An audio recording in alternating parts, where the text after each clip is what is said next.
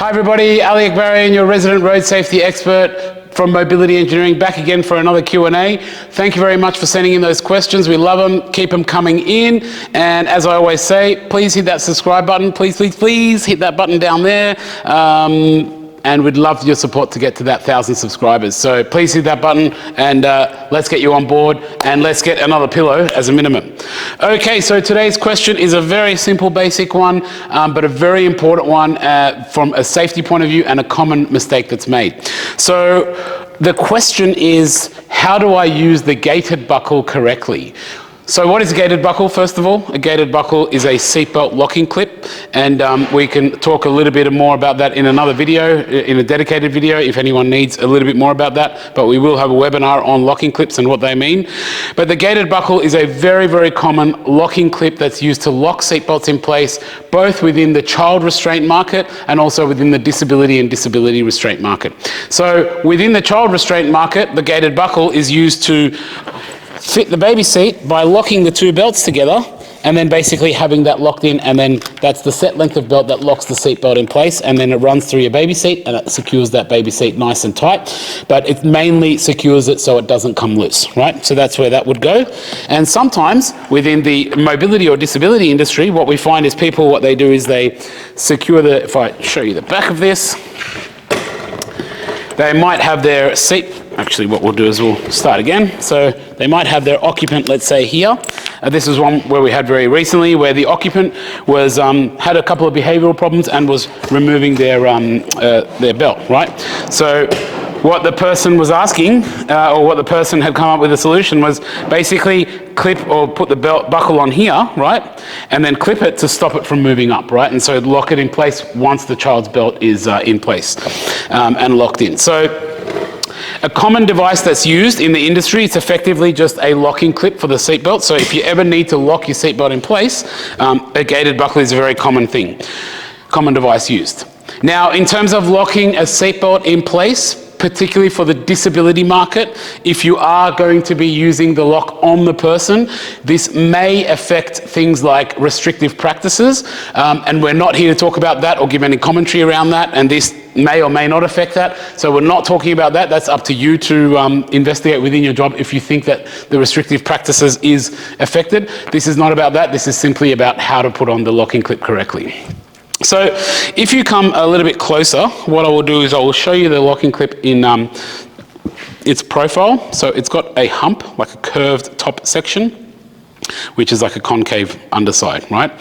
So the belts, one of the unique parts about this thing is it's single directional, and if I fit it the wrong way, it actually works very poorly and it doesn't lock. But if I fit it the right way, it locks very well and it's an extremely effective device. So I want to show you a little bit of a tip and advice on how to fit it the right way.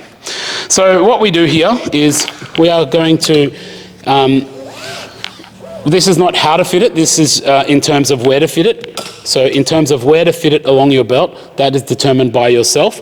Once you know where to fit it on the belt, you have that marked out on your belt with your hand. So let's say I want to fit it here on my belt. Then what we do is we want to make sure that this belt, both belts are clipped together through this little clip here. And if you think about it kind of like a clip on a backpack, right? It works in a very, very similar way. Oh, I've got a microphone there, I might have knocked that, so sorry about that. So the clip on a backpack, like that would go over there, it would work in a very similar way. You've just want to run both your straps up and over the hump through that backpack strap. So what I like to do as a bit of a tip is say, hold it upright like that with that sticker over the top, or even if it doesn't have the sticker, the hump facing up, then go underneath and get both belts underneath like that, see? So I'm sitting loose underneath. Then what I want to do is I want to bring it to the big side of the gated buckle, slot it in, the big slot, and then slot it to the small side. Then I go on the other side and I slot it in on the big side, then I slot it in on the small side, and the way that looks. And if you want to come very close, if you have a look at that, it's got like a hump on it. That's what you have to see. If it doesn't have a hump on it, then it's incorrect. It's not okay. And I'm going to show you the incorrect way now. So I'm just going to flip it around. So that is the incorrect way. See? Now, sometimes people might think that looks better because it kind of looks more flat and it doesn't have a big hump over it, but that doesn't lock anything. You see, that allows it to move up and down, right? So once again, similarly to that kind of backpack strap and backpack clip situation, you might have noticed that if you feed the strap through your backpack clip the wrong way, if it's ever come undone, it just doesn't lock in. So, but if I feed this the right way, which is from underneath, both the belts over the top of the hump, so I've fed them both through like so, then the other two like that, then what you can see here is this is locked. It's not moving anywhere, it's not moving anywhere that way, it's not moving anywhere the other way, right? And I can adjust it simply like the same way as I adjust the straps through the backpack. So manually I can feed things through at the right angle and the right dimensions.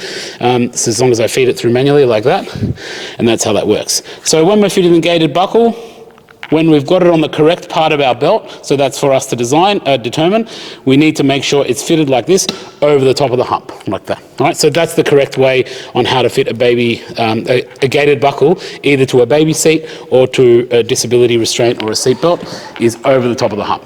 All right, so hopefully that helps with that question. Thank you very much for sending in those questions. Keep those questions coming in. We love them, and don't forget to hit that subscribe button, and we'll see you next time.